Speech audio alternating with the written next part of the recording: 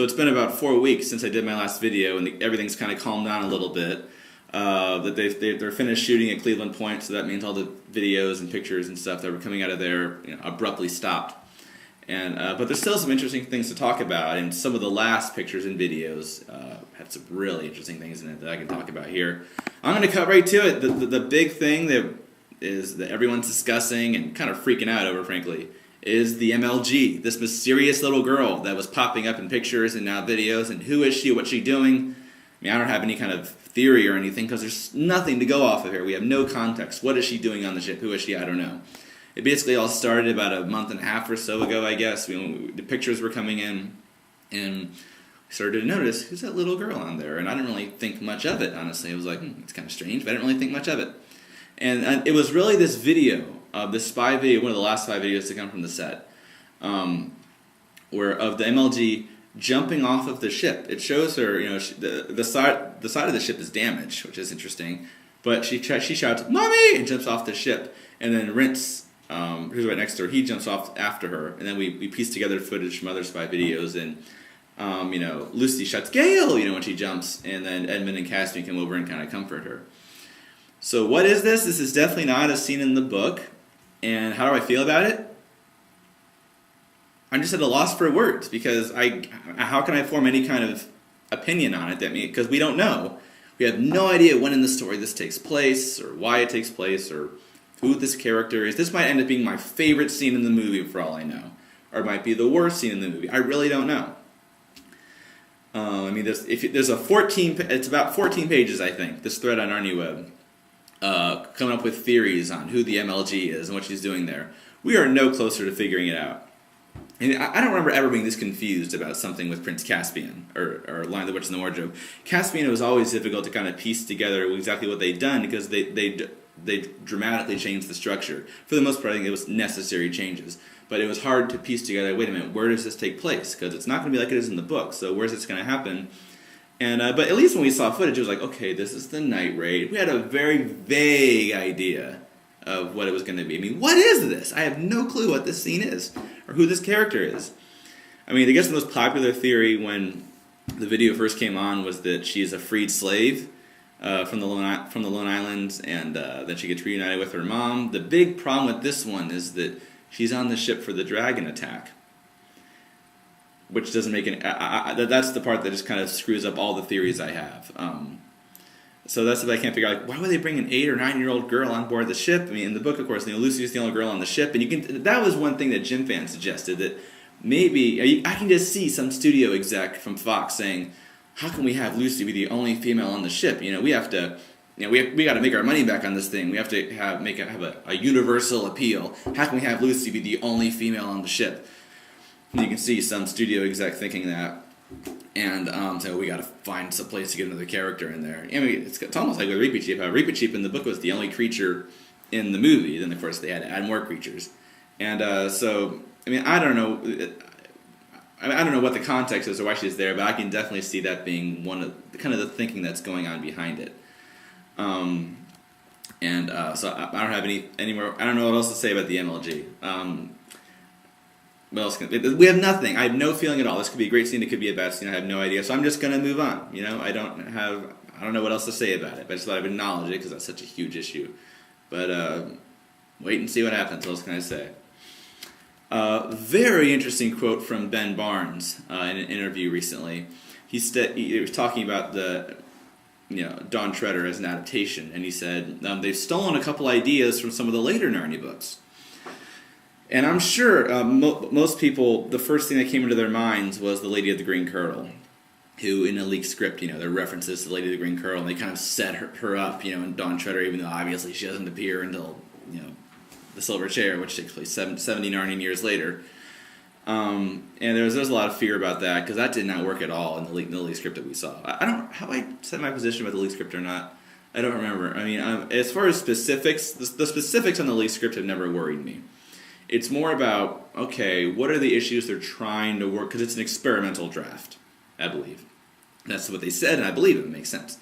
What issues are they kind of trying to work through? The main issue, I think, is that they want to make the journey about more than just the Seven Lords. And so and the Lady of the Green Kirtle was kind of a part of that. And then there was that whole soul-catching Cave of Doom or whatever it was. But yeah, the specifics never bothered me. It was more, okay, they're trying to make it about more than the Seven Lords.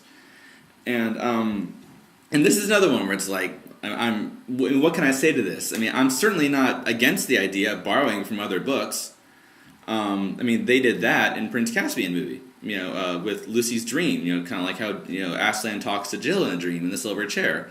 Or that line where Peter says, what do you think happens back home if we die here? A line borrowed from the last battle. So I certainly have nothing against borrowing from other books. I think that's kind of interesting, actually. As a fan, go, oh, interesting, they took that part here and moved it here. I think that's interesting to see how they can do that. And I guess if you're going to make changes or additions or whatever, then you might as well draw on other books rather than completely make it up yourself. So I guess that makes sense. It's more about, as far as, she's not going to actually appear in the movie. Come on. But maybe they'll reference her somehow or set her up. And, the fact that Barnes felt the need to actually say this says, well, okay, this is going to be kind of a big deal. It's not just going to be a little cameo reference kind of thing to the Lady of the Green Kirtle. It's actually going to be, if that's what it is, it would actually be a big deal. And I don't know. I think that it's not going to be as big of a deal as we think it is. Again, the Lee script, it's never been, obviously the Lee script was an abomination, but it's never really concerned me that much as far as I never felt like the movie was actually going to be like that. And, but, we'll see what they do. I don't know. I'm not opposed to the idea of borrowing from other books if it's done right, so we'll just have to see if they do it right. Last thing here, some pictures came online a few weeks ago of the crew in armor, and the armor is definitely, it's very different from the armor in the first two films. And I was trying to come up with reasons for this. First off, initially I'll admit, the design is not as cool or appealing to the eye as the first two films. I thought the design in the first two films, Caspian in particular, which is brilliant. But I would assume that's really for practical reasons, that if you're at sea, sort of the practical needs for armor is going to be different. Maybe it needs to be lighter for one thing, or waterproof, or whatever. I don't know. I would assume it's driven by that. It's kind of grown on me looking at pictures for a while now. It's grown on me, and that's interesting. Obviously, the most interesting thing though is seeing Lucy in armor. First off, her armor, I think, looks really cool. I think it's one of my favorite costumes I've seen in the first three films. I just think it looks really neat. But the more interesting part is that she's getting a sword. And why do they feel the need to give her a sword? I'm not opposed to Lucy fighting, by the way. That's always kind of an issue because battles are ugly when women fight in the first book. Susan, it was just so out of character for her to fight. And I've kind of reluctantly come to concede, well, because some of the structural changes they had to make, it did kind of make sense for Susan to go on the night. Lucy was so opposed to the night raid that it made sense for her to stay behind and Susan to go. Okay, but if Susan did fight, that's not how she would do it. They made her this bloodthirsty kind of Legolas badass superhero. That really annoyed me. That was so out of character. Lucy, on the other hand, the idea of Lucy fighting has never been a problem for me. We know that she did and was actually a very good archer in The Horse and His Boy. And that seems very in character for Lucy. Not an issue for me at all. I hardly even give that a thought. It's more about, well, why did they feel the need to give her a sword? She already has a dagger. And so if it seems like it can't just be like a ceremonial thing where, we want her to wear a sword. It seems like they actually want her to do something with it. If it was just a ceremonial thing, you think the filmmakers would say, oh, well, the dagger's enough then. But evidently they said, no, the dagger's not enough. She needs a sword. So that means Lucy's probably actually going to fight. And what context would she actually fight in? Have they actually added pitched battles, like Barnes said? Did he actually mean pitched battles? And so it's more about, it's not Lucy fighting so much as what changes have they had to make in order to have a scene where Lucy fights with a sword. That's more of what I'm worried about. And we'll see how it all turns out. But so we're at kind of a lull right now. Not a whole lot of news. Little interesting thing every few days or so. But again, the craziness has kind of quieted down. And but I'm hoping that wherever it is they're shooting, that I'm hoping that someone will be able to start getting videos and pictures again, and then we can start all the craziness and discussion over again.